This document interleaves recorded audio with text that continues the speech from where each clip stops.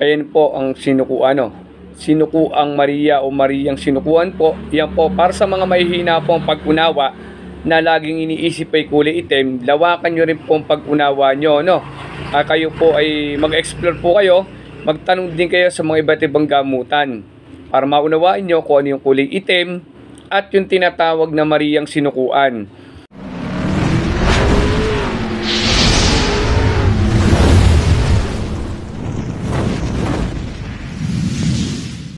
Ayan po ang sinukuan, sinukuang Maria o Mariang sinukuan po. Yan po para sa mga mahihina po ang pag-unawa na laging iniisip ay kulay itim. Lawakan nyo rin po ang pag-unawa nyo, kayo po ay mag-explore po kayo, magtanong din kayo sa mga iba't ibang gamutan para maunawaan nyo kung ano yung kulay itim at yung tinatawag na Mariang sinukuan. Yan po ay ginagamit po ng pangontra, ginagawang krus. At ito po na po yung ano niya, yung sa kahoy na nakita nyo pong puno, ito po yung pinagputulan niya. Pag pinutol nyo po yun, yung po nakapuno po niya, tatanggalin nyo po yung balat niyan. May balat po yung tatanggalin yung balat nyo. Pag tinanggal nyo po balat, ayan na po ang kalalabasan niya. Yan po yung Mariang sinukuan o sinukuang Maria. Na iba po sa tinatawag na itim, para po sa malinaw na pag-unawa, kahit tanong nyo sa ibang mga manggagamot. Ayan po, nag-comment na po din sa atin ang ating kaibigan ni si Agimat ng Mangyan. Nag-comment po siya na ayan po, tama bro, yan yung Mariang sinukuan. Ayan po. Opo, siya po yung taga Mindoro na sinasabi din po ng mga ibang mga na meron sa Mindoro din na siya. Ayan po, isa po pagpalilinaw po para malaman po na iba. Huwag po natin isaradong isip natin na lagi na lang po pag nakarinig kayo sinukuan, ito yung magandang iniisip nyo. Marami po kasi itong sinukuang puti na tinatawag na Mariang sinukuan. Kasi po, kung isip nyo kasi ay sarado na laging mindset nyo ay kulay itim, na madadala nyo na po yan. Pag kayo mahilig makipagtalo ng ganan, wala na kayong magaling kundi ang sarili nyo at saka yung mentor na nagturo sa inyo na kulay itim, hanggang madadala nyo na po yan sa pagtanda nyo. Hanggang isasalin lahi nyo yan sa mga apo-apuhan nyo, hanggang sa madadala ng apo nyo, hanggang sa kaedad-edad yan. Hanggang sa pagdating ng panahon, wala nang ginawa, kundi iyan na lang inisip na inisip.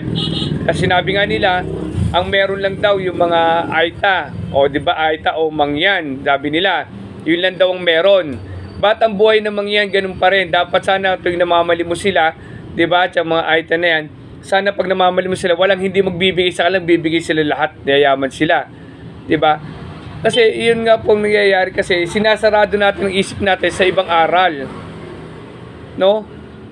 Opo, ito po ginagamit din pangontra, ginagawang krus po ito, ginagawang pang-ipit, ginagawang pansundot. Ako po na nag-iipit po, madalang po pag nagwawala na po lumalaban na malakas. Ito po galimitan pinang-iipit ko. Sabi nila, posporo. Lumalaban nga ako nung walang ipitan Ba't po magawag yung pagmamalaking posporo, Opo. Kahit wala pong ipitan, lumalaban po ako sa kumbate, Opo. Pagka napipigon lang po ako at tumatagal yung laban, tsaka ako lang po inipitan ng gamit po sinukuang Maria. Paano ba ho to? Kaya nga po sinukuang Maria po, sumusuko po dito yung mga mangkukulam. Pagka malakas po sapi po at pinang-ipit nyo to, sumusuko po sila. Suko po dito, kaya nga po sinukuang Maria po to, ito suko po sila dito. Doon po, hindi po ibig sabihin pag meron kayo sinukuan, parang paglilinaw po ito, Marami mo kasi mga part na sinasabi. Pag nagkaroon kayo sinukuan, suko daw yung pag nilagay sa puno, yuyuko tuwing gabi, tuwing hapon, yuyuko lahat ng katabi, mamamatay lahat ng tabing puno,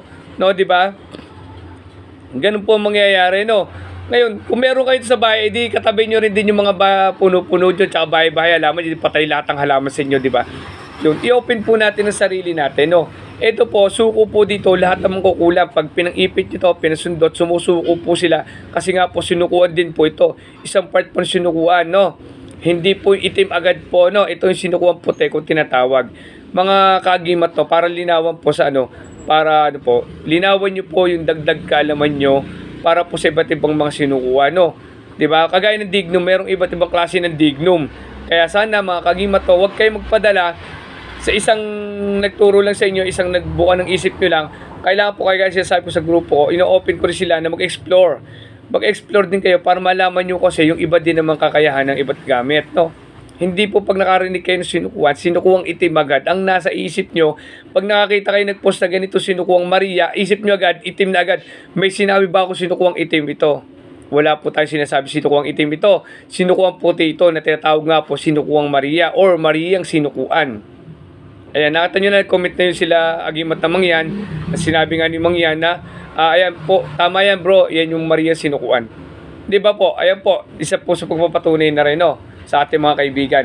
Meron kasi mga philosophy, no? Alam niyo naman, may mga tao na magano'n talaga, kaya pagbibigyan na natin, hayaan na lang natin yung mga tao na gano'n, no?